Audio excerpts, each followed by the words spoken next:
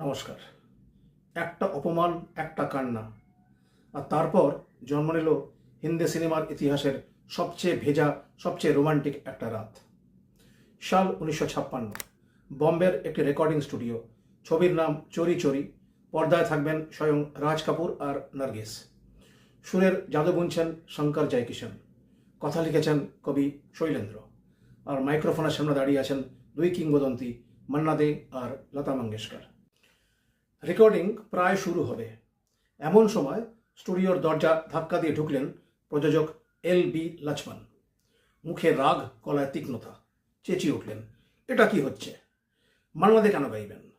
রাজ কাপুরের গলা মানেই মুকেশজির গলা। মুকেশজিকে ডাকুন, তাকে দিয়েই গাওয়ান। পুরো স্টুডিও স্তব্ধ। সবার সামনে এই অপমান সহ্য করতে পারলেন না মান্না দে। এত বড় শিল্পী, এত বছরের সাধনা, তবু চোখ ভিজে এলো। স্টুডিওর কোণে দাঁড়িয়ে নীরবে কাঁদছিলেন তিনি। কিন্তু সেদিন একা ছিলেন না মান্না দে। শঙ্কর জয়কিশন প্রযোজকের সামনে বুক চেতিয়ে দাঁড়ালেন।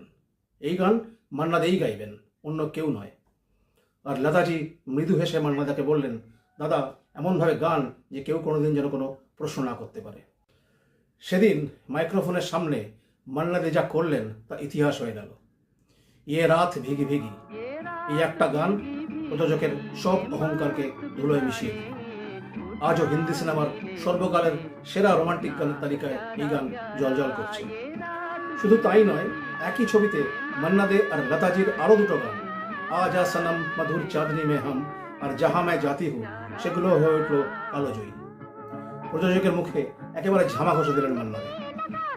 মান্না দে আর লতা মঙ্গেশকরের কোন ডুয়েট গানটা আপনাদের হৃদয়ের সবচেয়ে কাছের? কমেন্টে জানান আমাদের। ভালো লাগলে লাইক, সাবস্ক্রাইব এবং শেয়ার করে পাশে থাকবেন। দেখা হচ্ছে পরের ভিডিওতে।